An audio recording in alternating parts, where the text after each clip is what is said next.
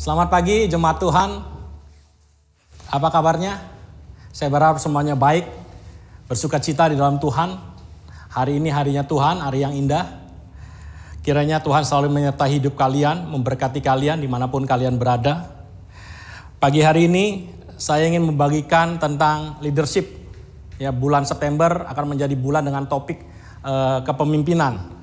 Ya, hari ini saya akan membawakan judul dengan nama Leader, Be a Living Role Model. Pemimpin adalah teladan yang hidup. Kita di dalam hidup ini sering menggambarkan seorang pemimpin adalah seorang yang mempunyai kuasa, suka mengatur, memerintah, dan dia yang pegang kendali. Apakah demikian yang terjadi dalam kehidupan kekristenan tentang seorang pemimpin? Pemimpin di dalam dunia kekristenan atau di dalam jemaat adalah orang yang mengemban tugas sesuai dengan firman Tuhan tentunya untuk memimpin, untuk membimbing, untuk mengarahkan, dan untuk mendelegasikan. Itu sebenarnya istilah yang umum di dalam kepemimpinan di kekristenan, apalagi di dalam jemaat. Orang yang memimpin, orang yang membimbing, orang yang mengarahkan, dan orang yang mendelegasikan. Dan kita harus menyadari bahwa kita semua adalah pemimpin. Kita punya DNA pemimpin. Kristus Yesus yang adalah Tuhan kita memberikan suatu DNA pemimpin bagi kita semua. Siapapun kita, apapun posisi kita, apakah engkau seorang ibu rumah tangga, apakah engkau seorang ayah, apakah engkau seorang manajer, ataupun engkau seorang guru, ataupun engkau seorang kepala sekolah, kita diberikan hal yang baik dengan apa yang namanya pemimpin. Nah, hari ini saya akan lebih khusus mengarahkan apa yang namanya pemimpin di dalam jemaat. Apa itu pemimpin? Dan ini khusus spesial buat orang-orang muda di dalam jemaat, ya, orang yang punya semangat yang tinggi. Mari kita baca di 1 Petrus 5 ayat 1 sampai 3. Saudara bisa buka di situ. 1 Petrus 5 ayat 1 sampai 3 mengatakan, aku menasihatkan para panatua di antara kamu. Aku sebagai teman panatua dan saksi penderitaan Kristus yang juga akan mendapat bagian dalam kemuliaan akan dinyatakan kelak. Gembalakanlah, pimpinlah kawanan domba Allah yang ada padamu, jangan dengan paksa, tetapi dengan sukarela, sesuai dengan kehendak Allah, dan jangan karena mau mencari keuntungan, tetapi dengan pengabdian diri. Janganlah kamu berbuat seolah-olah kamu mau memerintah atas mereka yang dipercayakan kepadamu, tetapi hendaklah kamu menjadi teladan bagi kawanan domba itu. Tuhan Yesus mengajarkan hidup sebagai seorang pemimpin yang sederhana. Dia menjadi suatu role model yang sempurna di dalam kehidupan kekristenan. Ya, kita juga punya banyak contoh yang baik.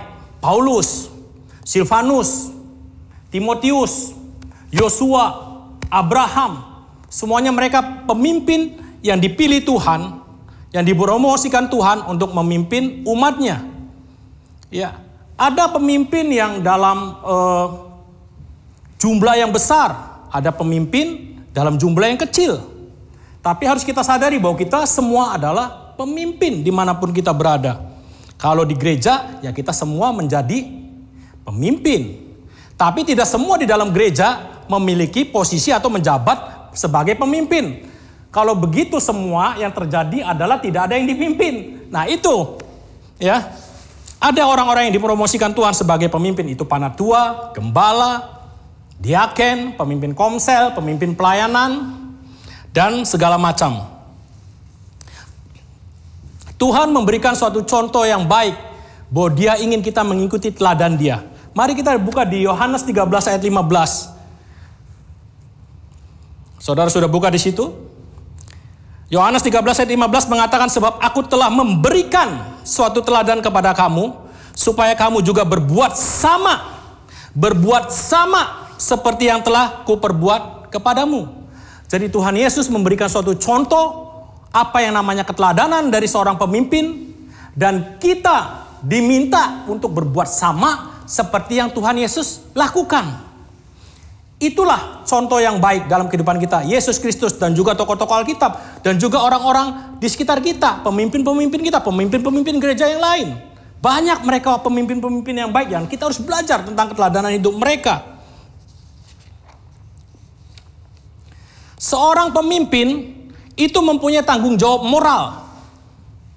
Sekali lagi saya ingin katakan bahwa seorang pemimpin mempunyai tanggung jawab moral untuk mewariskan, untuk memberikan legacy kepada orang-orang yang dipimpinnya. Tidak ada pertanggungjawaban secara fisik mungkin, tapi kita sebagai pemimpin mempunyai tanggung jawab secara moral. Ya, itu harus kita ketahui sebagai seorang pemimpin. Pemimpin itu mewarisi, ya. Buat anak-anak muda dengar, kalian akan menggantikan pemimpin-pemimpin yang di atas kalian. Nanti pada waktu mungkin 5 tahun ke depan, 10 tahun ke depan, 20 tahun ke depan, kalian akan menjadi pemimpin. Ingat ini, warisi orang-orang yang kita pimpin dengan warisan atau dengan legacy yang baik. Ya. Firman Tuhan mengatakan di Matius 20 ayat 28, mari kita buka Matius 20 ayat 28. Sama seperti anak manusia datang bukan untuk dilayani, melainkan untuk melayani dan untuk memberikan nyawanya menjadi tebusan bagi banyak orang. Seorang pemimpin mewarisi hati yang mau melayani, bukan mau dilayani. Ya, itu jelas. Menjadi seorang pemimpin adalah melayani, bukan dilayani. Bagaimana kita melayani? Ya kita menjadi hamba, melakukan sesuatu untuk melayani orang-orang. Itulah sesuatu yang harus diwarisi oleh para pemimpin. Pemimpin harus mewarisi hati yang rela berkorban. Apa itu berkorban? Kita selalu mendengar istilah berkorban. Aku sudah berkorban banyak buat gereja ini. Aku sudah melakukan pengorbanan yang begitu besar. Apa itu pengorbanan, saudara? Kita banyak mendengar itu. Dan itu memang sesuatu yang harus diwarisi oleh pemimpin-pemimpin di dalam jemaat ini. Dan siapapun engkau yang menjadi pemimpin di dalam hidupmu. Berkorban adalah bagaimana kita melakukan lebih dari apa yang bisa kita lakukan tanpa mengharapkan atau mendapatkan keuntungan. Itu namanya berkorban. Kalau saudara bekerja, saudara mendapatkan upah, saudara bekerja 8 jam dan saudara mendapatkan upah yang cukup, itu bukan berkorban. Tetapi kalau saudara bekerja di luar waktu kerja saudara, ya, saudara meluangkan waktunya, memberikan waktunya, ya, beberapa jam dan saudara tidak mendapatkan apa-apa, itu namanya berkorban. Seorang pemimpin harus memiliki kerelaan untuk berkorban. Ya, tadi dikatakan di 1 Petrus 5 ayat 1-3 mengatakan bahwa menjadi pemimpin harus memiliki kerelaan, tidak mencari keuntungan dan tidak seolah-olah mau memerintah dan menjadi teladan. Nah, saya ingin menggambarkan suatu hal yang sederhana di dalam hidup saya. Jelas saya punya kekurangan-kekurangan, tapi saya juga punya hal-hal yang bisa menjadi contoh di dalam kehidupan jemaat ini. Saya pernah menceritakan mungkin 1, 2, 3 kali bahwa saya meninggalkan bisnis saya untuk melayani. Itu namanya berkorban. Saya seharusnya mendapatkan suatu keuntungan yang tiap bulan saya dapatkan, yang cukup untuk membiayai hidup saya dan keluarga saya. Saya lepaskan, saya putuskan untuk melayani Tuhan, untuk masuk di dalam pelayanan sosial, itu namanya berkorban. Ya. Berkorban juga bagaimana waktu saya tidak mendapatkan apa-apa, saya dan istri saya mengorbankan apa yang kami miliki untuk memberikan uang kami kepada gereja dan untuk mencukupi kebutuhan sembako buat orang-orang yang membutuhkan. Dan itu sudah berjalan dari April, Mei, Juni. Ya, saya pernah cerita di khotbah yang bulan Juli bahwa bulan Juli istri saya meminta dan bulan Juli sudah lewat. Dan akhirnya saya bicara dengan istri saya, kami berdiskusi, kami sepakat, kami akan meneruskan memberikan uang kami kepada gereja untuk membelikan sembako. Bulan Agustus sudah lewat. Sekarang bulan September. Sampai kapan saya tidak tahu. Saya katakan pada istri saya, sampai uang kami habis, baru kami berhenti untuk memberikan sembako. Dan bukan itu saja. Saya juga suka membantu teman-teman atau orang-orang yang mau membeli atau menjual mobil, ya. Dan saya tidak pernah mendapatkan komisi, saudara. Karena saya memang mau membantu dengan sukarela. Dan orang yang punya showroomnya selalu mengatakan kepada saya mau kasih komisi. Saya bilang saya nggak mau. Dan memang kelihatannya seperti orang aneh, ya. Orang yang membantu menjual, membeli mobil tapi tidak mau mendapatkan komisi. Tapi sekarang mulai bulan Agustus kemarin saya memutuskan mau mengambil komisi itu. Dan saya katakan kepada pemilik showroom jual mobil bekas, saya katakan waktu saya bisa membawa orang atau waktu saya bisa menjual mobil dari orang-orang, saya mau minta komisi itu. Oke, iya memang harusnya begitu. Tapi saya bilang, komisi itu ditransfer kepada rekening sosial. Saudara tahu, saya butuh itu juga sebenarnya dalam keadaan seperti ini. Karena saya bilang pekerjaan saya sudah ambiar semua, bisnis saya sudah ambiar semua. Tapi kami mau berkorban. Kami mau menjadi contoh. Supaya orang bisa tahu apa itu berkorban. Dan itu yang ingin kami warisi kepada jemaat ini. Hati yang rela untuk berkorban. Tidak perlu saya harus duduk dalam posisi sebagai pemimpin di dalam jemaat. Tidak harus saya duduk di dalam posisi panatua atau diaken atau pemimpin gospel. Tidak ada. Tapi saya lakukan itu. Saudara bisa lakukan bagian yang sama. Saudara bisa memberikan waktunya, misalnya setelah pulang kerja, saudara bisa memuridkan, saudara bisa mengajar, saudara bisa memberi training, saudara bisa membantu tim setup, saudara bisa seperti siapapun yang ingin memberikan lebih daripada yang bisa kita berikan dan kita tidak mendapatkan atau kita tidak mengharapkan keuntungan. Ya, firman Tuhan katakan, jangan mencari keuntungan. Gereja itu bukan tempat untuk mencari keuntungan, bukan tempat untuk mencari duit. Gereja itu tempatnya bagaimana kita saling berkorban, saling membantu, saling menolong, saling menasehati, saling menegur, saling menguatkan, saling mendoakan. Itulah gereja. Orang selalu berpikir gereja banyak duitnya, hati-hati. Kalau saudara datang ke gereja, ya, saudara hanya untuk mencari uang, hati-hati. Suatu saat uangnya itu nggak ada, saudara akan keluar dari kekristenan. Karena saudara akan kecewa. Saudara bisa memberikan waktunya. Saudara bisa memberikan tenaganya.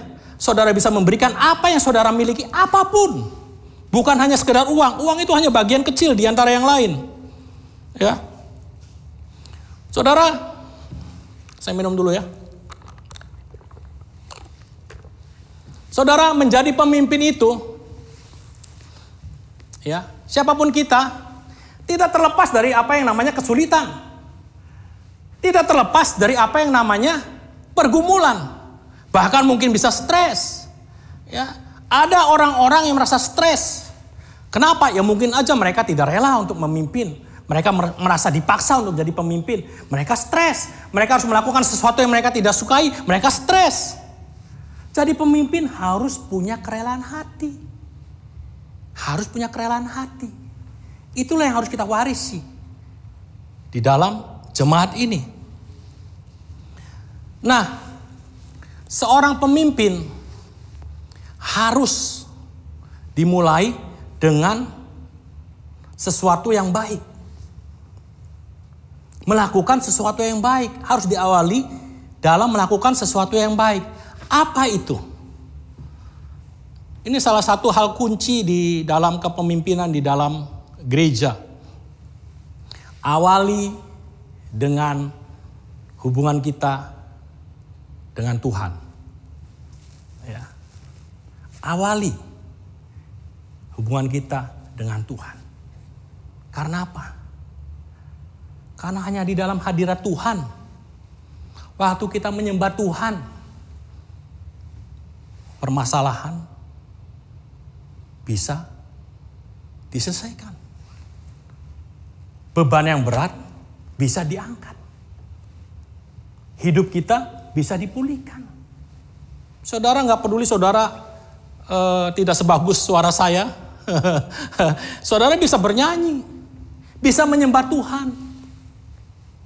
Saudara bisa menyanyikan itu di kamar mandi, di kamar saudara, di ruang tamu, di mobil. Ya, kalau saudara mau nyanyi di angkot boleh aja kalau saudara tidak malu.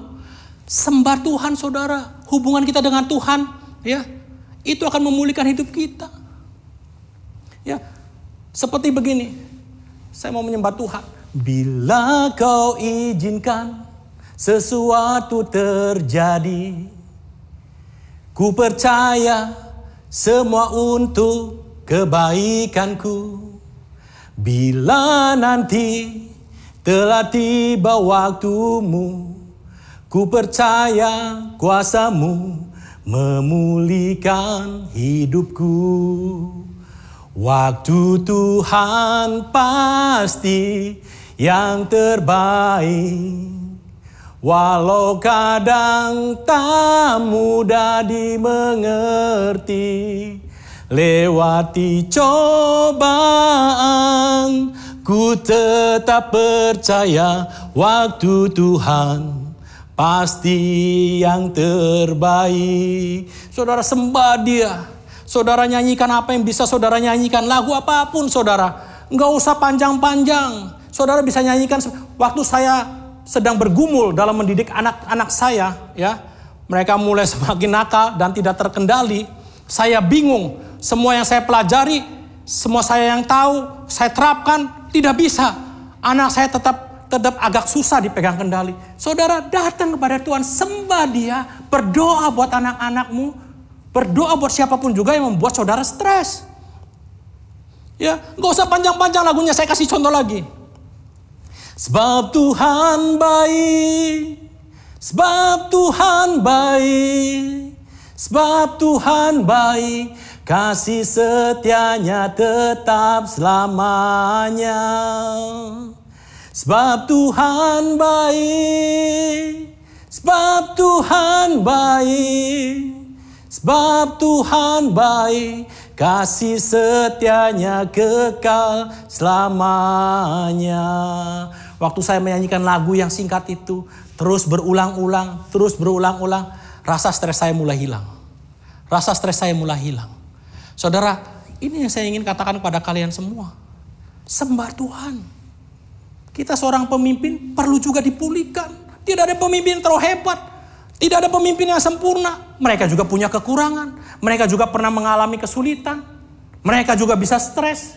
Tapi saya mau kasih tahu, waktu kita mengalami itu, datang kepada Tuhan. Sembah Tuhan. Sembah Dia. Puji Dia. Dan Dia akan memulihkan hidup kita. Amin. Bersukacita di dalam masa kesesakan. Sekarang sudah 6 bulan. Ya. Saya makin bertambah beratnya. Sukacita saudara, makan enak terus. Makan enak terus. Ada pemeliharaan Tuhan. Saudara, menjadi pemimpin, ya apapun itu, apakah itu menjadi panatua, menjadi diaken, menjadi pemimpin komsel, atau pemimpin pelayanan, itu bukan sesuatu yang harus kita kejar. Ya, dengar itu. Jabatan di dalam gereja bukan sesuatu yang kita kejar. Untuk apa? Supaya kita memperoleh nama baik. Jabatan itu adalah promosi dari Tuhan. Ya. Waktu perilaku kita baik, waktu tindakan kita baik, waktu perbuatan kita mencerminkan apa yang firman Tuhan katakan, ucapan kita juga banyak memberkati, promosi akan datang dengan sendirinya. Enggak usah takut, saudara. Jangan takut. Akan ada waktunya. Oh, saya harus menjadi pemimpin. Saya harus menjadi pemimpin komsel. Saya harus jadi panatua. Enggak, saudara, jangan. Saya ingin punya nama yang baik. Itu bukan suatu hal yang dikejar, saudara. Itu akan timbul dengan sendirinya. Dan saya hari ini mau membagikannya. Jangan mengejar nama baik, saudara. Jangan mengejar nama baik. Ada orang yang begitu mengagung-agungkan nama baik. Sampai apapun juga ditutupi hanya untuk mempertahankan nama baik dia. Nama baik itu ada dengan sendirinya.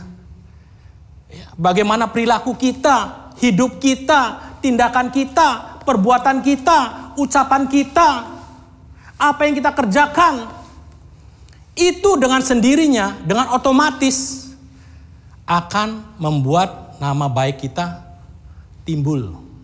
Bukan untuk dikejar. Bukan untuk dipertahankan. Banyak orang mempertahankan, pemimpin-pemimpin mempertahankan nama baiknya dengan menutupi kesalahan dia. Dengan menutupi dosa dia, dengan menutupi kerikatan dia. Jangan, saudara. Tuhan tidak pernah mengajarkan untuk kita melakukan tutupilah. Tetaplah mempunyai nama baik. Tidak. Saudara, Tuhan katakan kalau engkau berdosa, engkau mempunyai kesalahan, minta ampun, minta maaf kepada Tuhan. Bercerita kepada teman, saling mengaku dosa supaya engkau sembuh. Seorang pemimpin harus memiliki kerendahan hati. Seorang pemimpin harus memiliki kerendahan hati. Saya tidak pernah mempertahankan nama baik saya. Mengalir aja, terserah orang mau menilai saya apa adanya. Mau orang yang suka ngamuk lah, mau inilah itulah. Ya apa adanya. Lebih baik begitu dan akhirnya saya berubah dan orang lain. Wah, Iman. Saya tidak pernah segan untuk mengatakan kepada orang yang saya percayai dosa-dosa saya. Saya tidak pernah malu untuk datang kepada Tuhan dan mengatakan, Tuhan ampuni dosa saya. Ampuni kesalahan saya. Dan sampai pada waktu saya bicara seperti ini, tidak ada beban yang berat dalam kehidupan saya. Orang-orang bisa menuduh saya dan menghakimi saya. Mengalir saja. Ya. Jangan mempertahankan nama baik dengan cara menutupi semua kesalahan dan dosa kita. Itu konsep yang salah. Salah kaprah, coy. Itu namanya salah kaprah. Ya, jangan lakukan itu. Nama baik timbul dengan sendirinya. Ya, saya tidak mengejar apa itu nama baik. Biarin aja. Nanti jika dia tumbuh sendiri. Banyak orang yang datang. Ya, bagaimana kita memperhatikan orang. Seorang pemimpin itu tidak alergi untuk didatangi oleh orang-orang. Seorang pemimpin juga mau mendatangi orang-orang. Ya, punya hati yang rela. Jangan orang-orang tertentu aja yang boleh datang ke rumah saya. Hanya orang-orang tertentu saja yang saya mau datang. Itu bukan pemimpin, saudara. Saudara pasti ada maunya. Ya. Jangan pernah menolak. Maksudnya begini. Kalau saudara misalnya di dalam gereja tidak ada orang, ya, butuh misalnya pemimpin asyir. Kalau saudara merasa Tuhan memanggil hidupmu untuk menjadi pemimpin asyir, ambil, saudara, ambil. Ya. Dulu nggak ada yang mau jadi pemimpin setup dulu ya. Saya mau ambil. Kerjaan saya sangat berat dulu ya, dari lantai 1 sampai lantai 4. Bolak-balik panggul semua. Ya. Saudara, seperti yang saya katakan, menjadi pemimpin di dalam jemaat bukan sesuatu yang kita kejar. Kalau kita ada di dalam posisi sebagai pemimpin di dalam jemaat, ya itu suatu hal yang baik, yang Tuhan percayakan. Saya pernah melakukan ini, saudara. 8 tahun yang lalu, Pak Jul menawarkan kepada saya posisi di dalam kepemimpinan. Dan juga orang-orang lain. Dan seingat saya, di antara orang-orang yang ditawarkan, hanya saya yang tidak menerima posisi itu. Ada satu orang juga yang saya tahu kalau tidak salah, dia belum siap, jadi dia meminta beberapa waktu Sampai akhirnya dia siap dan dia menempati posisi itu. Saudara, jangan pernah merasa terpaksa dan dipaksa waktu kita menerima itu. Ya. Saya punya beberapa pertimbangan ya waktu itu kenapa saya tidak menerima posisi yang ditawarkan Pak Jul. Saya ingin cerita salah satunya adalah bagaimana saya ya seperti yang Tuhan Yesus ajarkan bisa menjadi contoh, menjadi seorang pemimpin yang tidak harus duduk dalam posisi kepemimpinan, tapi melakukan apa yang dilakukan seorang pemimpin. Ya. Hidup saya ingin memberi contoh kepada orang-orang di bawah saya, generasi saya, tidak harus menjadi pemimpin, tapi saudara melakukan hal-hal yang dilakukan oleh seorang pemimpin. Ya. Saya belajar dari Tuhan Yesus. Ya. Paulus, Silvanus, Timotius mengatakan ikutlah teladanku. Tuhan Yesus mengatakan ikutlah teladanku. Aku mau mengikuti teladan Yesus. Saudara bisa mengikuti teladan Yesus. Saudara juga bisa mengikuti teladan saya, teladan pemimpin-pemimpin yang lain. Kalau itu menjadi suatu hal yang sesuai dengan kebenaran firman Tuhan. Saudara, menjadi pemimpin juga harus mau diajar dan mau belajar. Ya. Matius 11 ayat 29 mengatakan, pikulah kuk yang kupasang dan belajarlah padaku. Itu yang Tuhan Yesus katakan. Belajarlah padaku, karena aku lemah lembut dan rendah hati, dan jiwamu akan mendapat ketenangan. Dimanapun kita berada, siapapun kita seorang pemimpin yang sudah Tuhan tetapkan, ya, kita mempunyai DNA pemimpin, kita harus menjadi orang-orang yang mau diajar dan orang-orang yang mau belajar. Harus punya tekad yang kuat. Saya punya satu cerita. Saya punya seorang teman yang baik, sangat baik. Ya, dari sejak muda kami suka olahraga, kami suka berkompetisi, ya, terutama dalam hal main tenis, ya kan. Belasan tahun yang lalu, teman saya ini kalau main dengan saya single jarang menang. Saudara tahu apa yang dia lakukan? Dia belajar dan dia mau diajar. Akhirnya beberapa waktu yang lalu, ya, dia punya tekad yang kuat, teman saya ini ya. Dia belajar dan dia mau diajar sama pelatihnya seperti itu. Jadi dia punya prinsip begini, saya boleh kalah dengan orang lain, tapi tidak boleh kalah dengan iman, katanya. Bila perlu saya harus pingsan, saya pingsan di lapangan, katanya. Saudara, begitu kuat tekadnya untuk mengalahkan saya. Ya, saudara, mungkin teman-teman saya yang lain tahulah, kalau saya main tenis itu, ya beberapa orang pasti sudah tahu kelemahan saya. Tapi mereka juga tahu kelebihan saya. Ya. Saya katakan aja, kelemahan saya adalah saya tidak mempunyai pukulan yang mematikan. Ya kalau nyebrangin bola ke melewati net, ya saya bisa pastinya, ya kan. Tapi saya cukup mahir untuk menempatkan bola, ya, di depan, di belakang, di kiri dan di kanan. Nah itu kelebihan saya. Ya. Tapi teman saya ini mau belajar dan mau diajar, punya tekad yang kuat, saudara. Bayangkan, saya cop bolanya depan, dia kejar. Saya lempar bolanya ke belakang, dia kejar. Ya. Dia mempelajari apa kekurangan saya. Dia terus mau diajar. Ya. Dia punya semboyan yang saya juga harus belajar sama dia. Ya. Sampai pingsan saya di lapangan. Ya. Saya tidak peduli. Saya boleh kalah dengan orang lain. Tapi dengan iman saya tidak boleh kalah. Luar biasa, saudara. Luar biasa. Teman saya ini luar biasa. Saya banyak belajar, orangnya baik sekali. Ya. Dia menjadi pebisnis yang sukses. Ya. Jangan lupa, oke, bos, traktir saya makan, oke. Dapat pujian dari saya. Saudara, berkali-kali pertandingan terakhir saya tidak bisa menang. Sampai akhirnya saya gantung raket, saudara. Saya sudah putus asa. Aduh, bagaimana cara mengalahkan dia? Tekad saya nggak sekuat dia. Ya.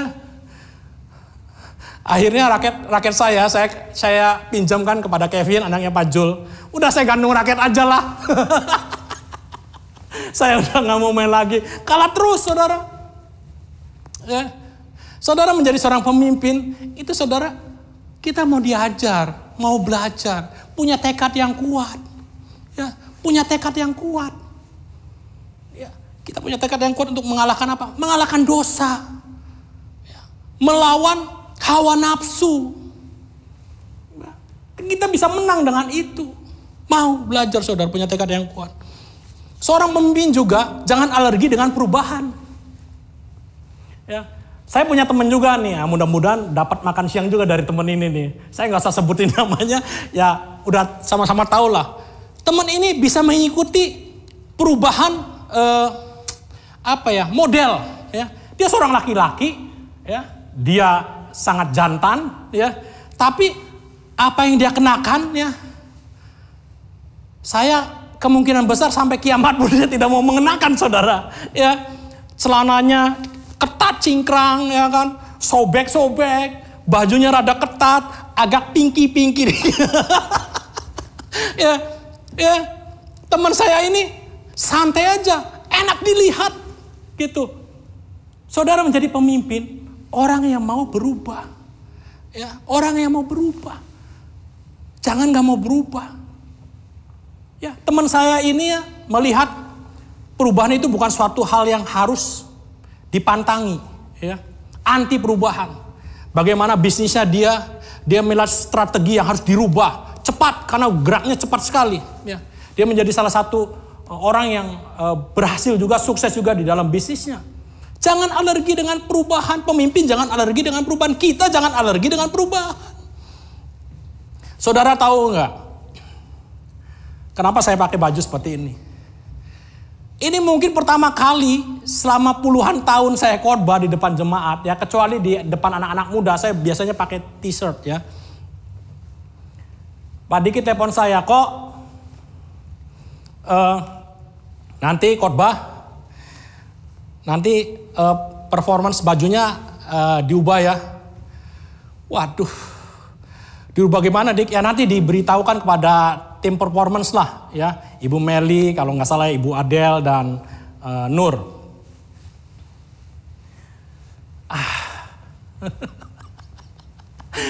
Akhirnya Ibu Meli mengirimkan WA kepada saya, Ko Iman, kok nanti hari Minggu performance kita tampilannya seperti ini, ya. Aduh, nanti kalau bisa Andi ya tayangin, ya, gambarnya An, ya. Saudara, dia pakai celananya jeans yang ketat, ya, sobek-sobek, terus pakai mantel yang agak ketat gitu, ya. Wow, Metropolis man. Saya nggak terbiasa dengan itu. Tapi saya bilang sama Pak Diki dan saya juga bilang sama Meli, oke, saya coba ya. Saya bilang, Mel, saya punyanya ini ya, warnanya apa kok? Maaf ya kok, ya mungkin Meli agak sungkan dengan saya. Saya bilang nggak apa-apa Mel, nggak apa-apa, ya, nggak apa-apa. Ya. Saya juga bisa bilang kepada Pak Diki, sorry Dik, saya bilang saya nggak mau lah kalau performance-nya diganti. Apalagi kalau baju-bajunya seperti begitu, seperti yang khotbah kamu kayak minggu kemarin. Wah, udahlah, saya lebih baik nggak khotbah. Buat apa? Khotbah juga nggak dibayar, capek, saya harus siapin semuanya. Saudara, menjadi seorang pemimpin harus mau berubah. Ya, kalau itu menjadi sesuatu yang lebih baik, jangan bilang ini saya, ini apa adanya saya nggak bisa, saya nggak mau lakukan begitu. Saudara, aduh, kalau ada orang-orang seperti itu, saudara nggak akan maju-maju. Saudara akan hidup dalam keluarga Flintstone, saudara, di rumah batu aja gitu, nggak mau berubah-berubah. Berubah, saudara, kalau itu menjadi sesuatu yang lebih baik. Pemimpin harus mengikuti perubahan, mau berubah, mau diubahkan. Gimana gayanya saya?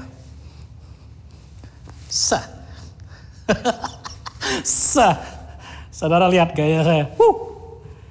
Saudara tahu apa yang terjadi? Tiap hari Saya mencoba baju-baju saya mencoba semua kaos saya mencoba apa itu yang namanya mantel, jaket, sweater semua. Istri saya bilang, coba pas enggak? Saya bilang ke istri saya, coba bagus enggak? Semua saudara, sampai saya akhirnya agak sedikit putus asa. Saya bilang, aduh saya harus pinjam ke siapa ya? Saya harus beli ke siapa ya? Apakah saya harus ke mall? Ya. Dan akhirnya apakah gimana? Dan akhirnya kemarin ya, sebelum hari ini khotbah, coba saya gimana saya? Wah oke kok. Dia bilang, Meli bilang harus casual, kelihatan agak muda, rambut di jelly. Wow, saya ambil jelly anak saya banyak-banyak saudara. Saya ambil jelly tuh, ini jelly anak saya saudara. Saya nggak punya jelly saudara, ini saya pakai jelly anak saya. Udah mau habis saya pakai banyak semua nih, makanya rambutnya agak kencang-kencang nih. Saudara, saya mau berubah kalau itu menjadi lebih baik. Tidak ada pemimpin yang jadi tanpa melalui perubahan. Ya, kalau kita hidupnya tidak mau berubah, ya repot saudara. Repot banget. Ya. Minum lagi ya.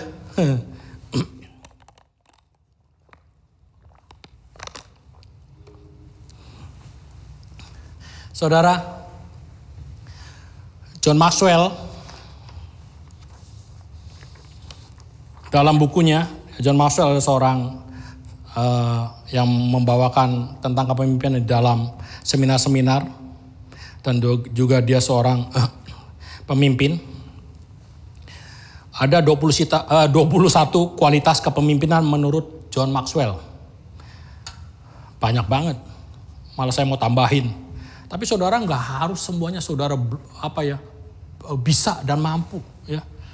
Apa yang saudara pelajari satu-satu aja nggak apa-apa. Bahkan mungkin sampai kita dipanggil Tuhan kita nggak bisa menguasai semua, nggak apa-apa.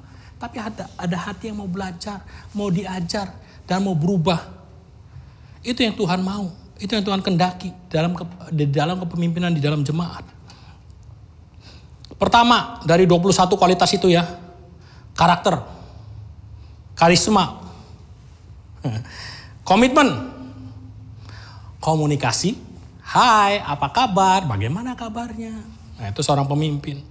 Kompetensi, keberanian, ya, pengertian. Ya oke lah, saya bisa mengerti itu. Fokus, kemurahan hati, generous, inisiatif, mendengarkan semua keluhan. Makanya tadi saya bilang jangan alergi kalau ada orang yang mau datang ke kita. Ya. Semangat yang tinggi, sikap yang positif. Saya juga banyak belajar lah dari sini, terus terang beberapa hal memang saya harus belajar lebih lagi. Dia bisa memecahkan masalah, ya. Hubungan baik dengan sesama maupun dengan Tuhan, punya responsibility, tanggung jawab, disiplin, sikap mau diajar yang tadi saya katakan, kemampuan dan visi. Saya tambahin kasih dan sukacita. 23. Saudara mau tambahin boleh aja. Ya. Terakhir,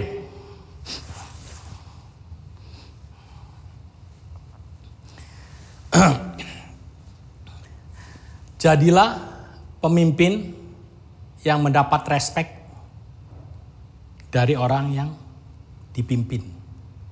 Mereka tahu kita apa adanya, mereka tahu apa yang kita kerjakan, apa yang kita perbuat. Itulah jadi diri pemimpin, mendapatkan respek dari orang sekitar kita. Bahkan firman Tuhan katakan, jangan pernah mengurus jemaat kalau engkau belum sanggup mengurus keluargamu. Jangan engkau mau bisa mengurus keluargamu kalau engkau belum bisa mengurusi dirimu sendiri. Ada tahap-tahapannya. Closing statement buat kita semua. Jadilah pemimpin yang memiliki keteladanan yang hidup. A leader, be a living role model. Menjadi pemimpin adalah menjadi teladan yang hidup. Tuhan Yesus memberkati kita semua. Mari kita berdoa.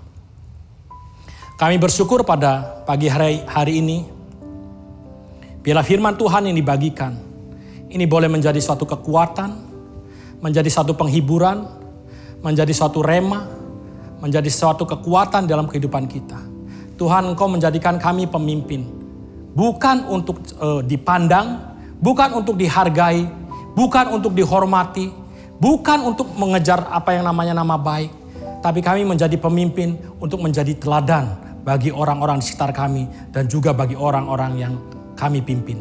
Tuhan, Kau berkati kami semua. Biarlah ini boleh menjadi satu firman yang menguatkan kita semua. Biar ini boleh menjadi sukacita bagi kami semua. Bahwa kami memiliki role model seperti Engkau, teladan yang baik seperti Engkau. Dan kami mau mengaplikasikannya. Dan kami mau mempresentasikannya kepada orang-orang di sekitar kami. Kepada orang-orang yang di bawah kami. Kepada orang-orang yang kami pimpin. Tuhan berkati jemaat ini dengan berkat daripada Tuhan. Di dalam nama Yesus kami berdoa. Terima kasih. Tuhan Yesus memberkati kita semua.